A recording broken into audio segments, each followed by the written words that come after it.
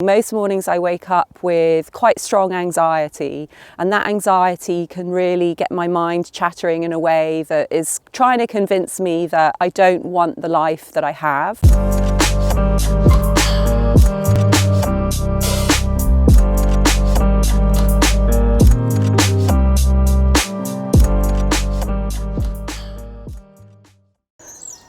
Hi, good morning. I thought you might want to join me for my morning routine today. Really looking forward to taking you through it.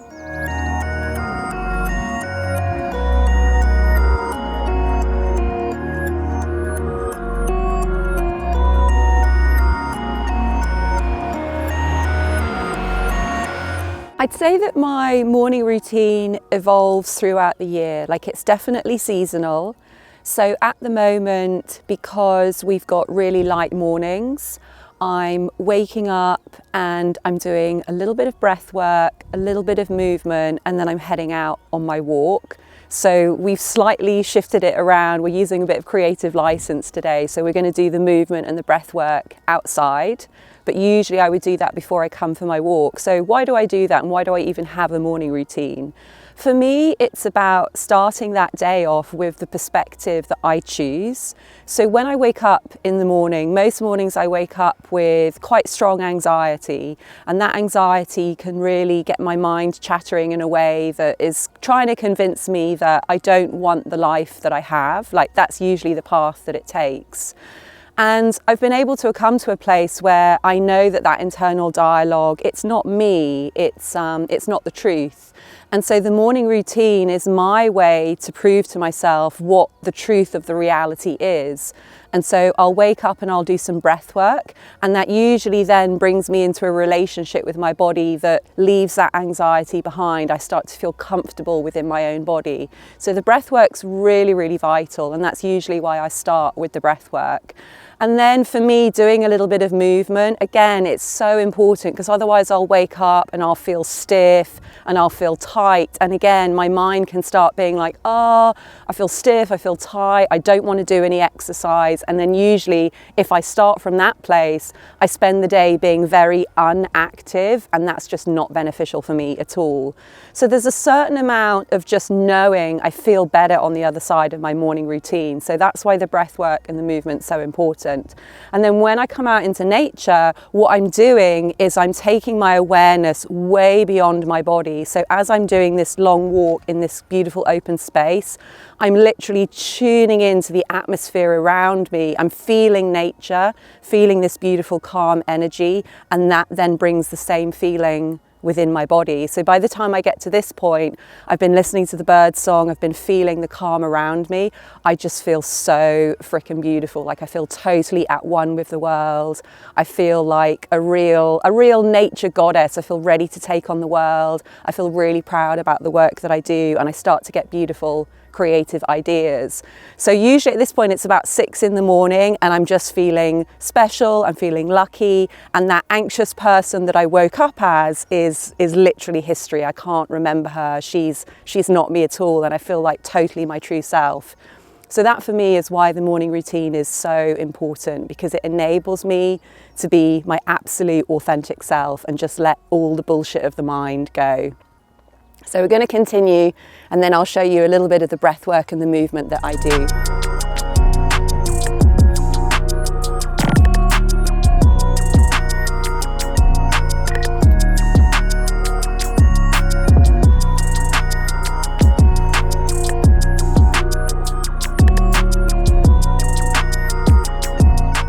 So usually my morning movement is really about lower back and hips. Like, for me, that's where I wake up feeling super stiff, and I find that moving with the stretch is just really, really useful.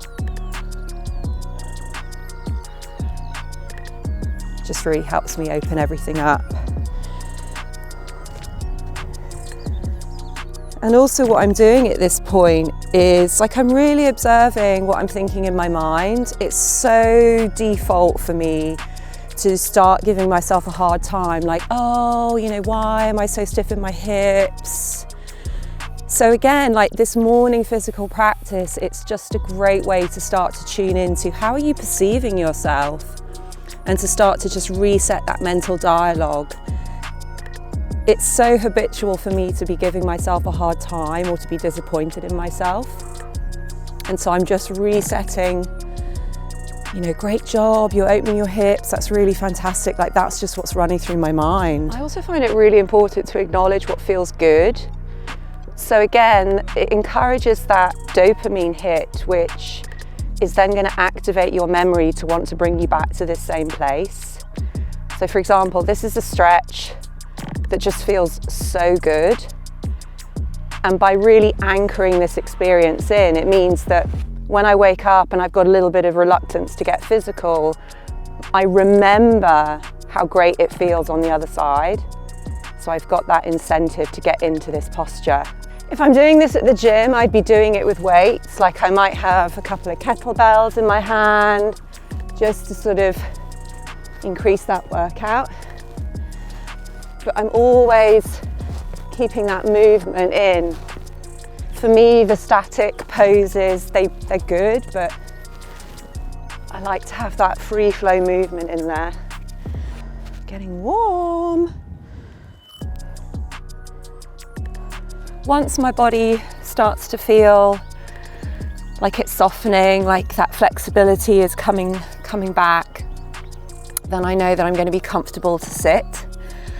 And again, usually I would do the breath work that I'm going to do now. I'd usually do that first thing. And then when I get back from my walk, I'll do a meditation. But I'm going to do the breath work now. So the breath work that I'm doing at the moment is it's part of my shamanic training. I'm pushing the air out of my nose and I'm pumping my stomach. So the breath work is really activating those stomach muscles to push the air out of the nose. The air then automatically comes back in, like I don't have to actively breathe in. So it's all of this pushing, it's emptying out of the air, and I do about 30 of those, and then I hold my breath. That's the most basic thing that's going on. And while I'm doing that breathwork practice, I'm connecting to the energies that I connect to as part of my shamanic practice, the feminine energy and the masculine energy. It's really, really empowering, really beautiful practice. So I'm going to do 3 rounds of that, and then I'll let you know how I feel as a result.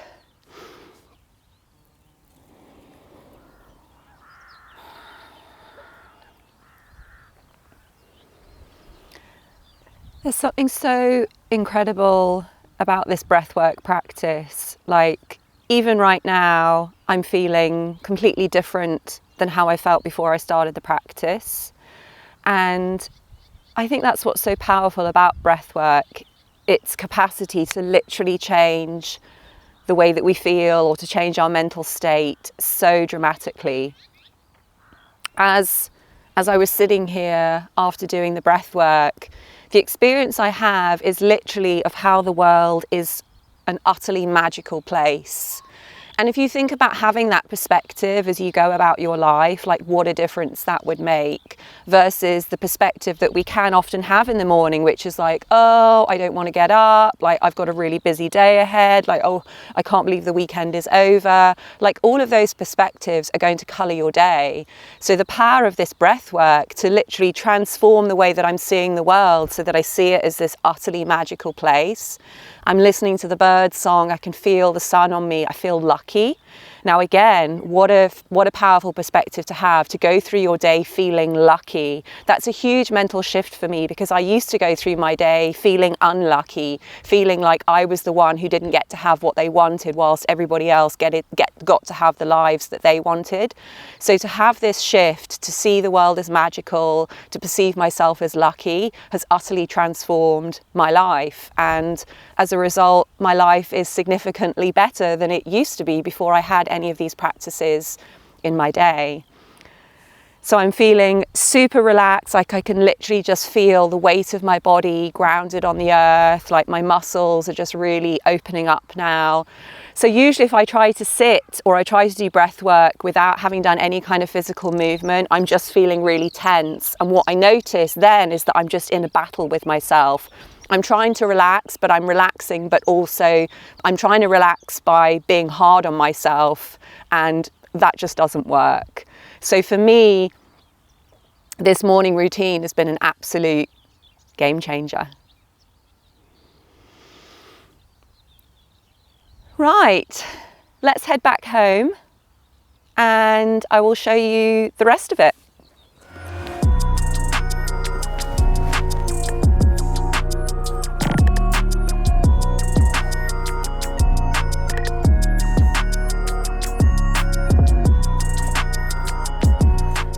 So I'm back home now, and usually it's around 6:30 or 6:45 when I get back into the house, and this is when I have what I call my first breakfast. So I'm just going to make myself a little bit of food, and then what I tend to do is the reading part of my morning. So I have my breakfast while I'm reading, so that's what I'm going to get stuck into now.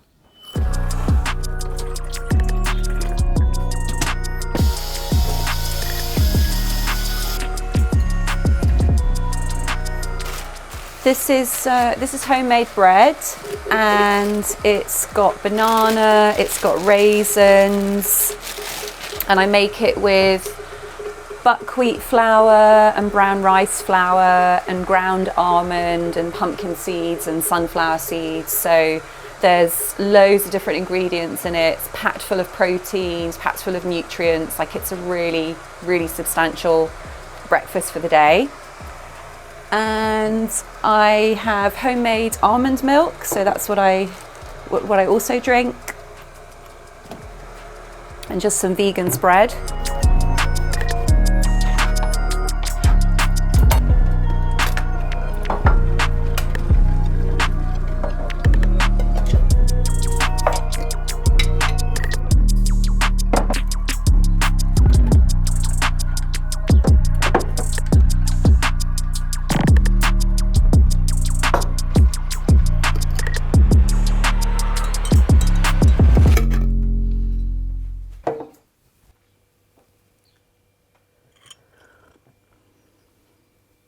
So my home is moving around at the moment. I'm just about to have the kitchen redone, and I used to have a really big table in this space, but I've now moved that table into what was the bedroom, and I've moved the bedroom into this open space because I'm just playing around with a bit of work-life balance. So right now I don't actually have an official table.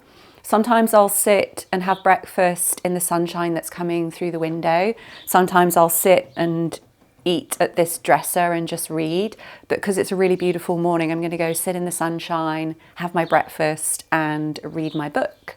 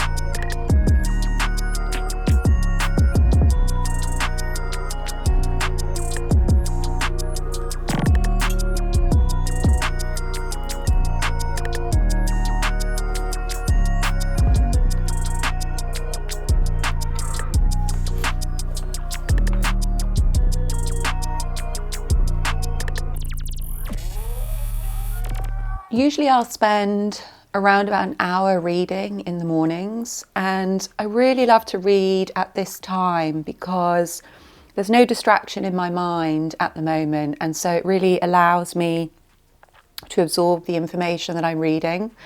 I tend to read a non-fiction book in the morning, and for me I read fiction as a way of relaxing. So I might read fiction in the evening, I might lie in bed and read a novel, or I might lie on the sofa. But for me, when I'm reading non-fiction, I'm already in work mode. I'm getting ideas for the day.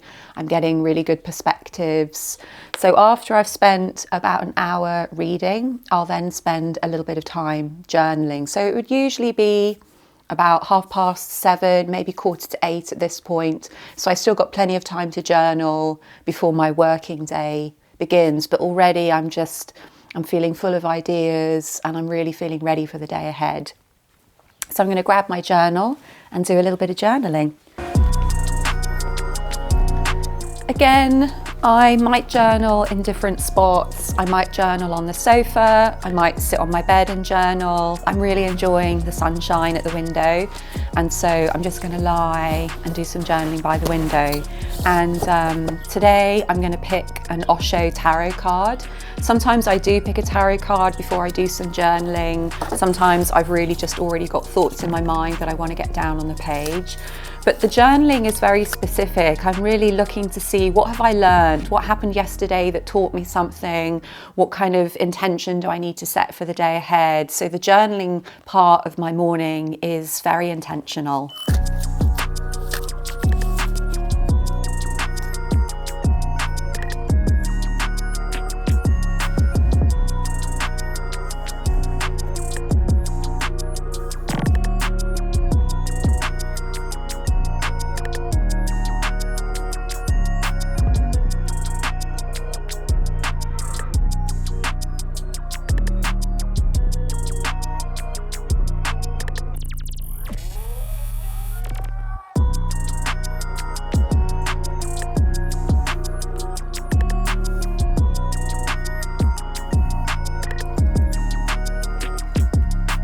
So I usually might spend around half an hour doing journaling. That's a couple of pages. And at that point, I'm really ready to get my working day going. I'm in a beautiful headspace. My body feels really well exercised. And what I like about getting that exercise in first thing is that if I don't have time later on in the day to get to the gym, there's no hard feelings. There's a sense of, okay, I have moved my body a little bit. I might want to go to the gym later just to start to do some weights, like to bring that component of my training into my day. But if it doesn't happen, it's all right, because I've moved my body.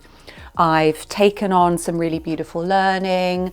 I've journaled to get clarity, so that I find that when I sit down with my first clients of the day, I'm really in a headspace that's going to be beneficial for them. Or if I'm going to spend my morning writing, again, I'm really in that state of flow. So those are the components of my morning routine. And as I said, it is seasonal, so I will be creating some more videos just to give you a glimpse of some of the other things that I do bring into my morning. But I'd love to hear from you. What do you bring into your morning? Do you have rituals? Do you have routines? Or perhaps you're looking to find a ritual or a routine, and some components of my morning have inspired me. So I'd love to know what you got from this video, and things that you do in your morning, or perhaps something that you've seen me do that you might want to begin to incorporate into your day-to-day regime. It was really beautiful to share my morning with you and to give you a glimpse of some of the practices that I do that really help keep my mental health balanced, help keep me in that creative, that flow state. Really looking forward to seeing you in the next video. Have an amazing week. Take care. When I was doing the downward dog, so I was looking between my legs, I could see the yellow and then I could see the sky beyond. Oh, nice. I was like, oh my God, that looks so gorgeous. Yeah.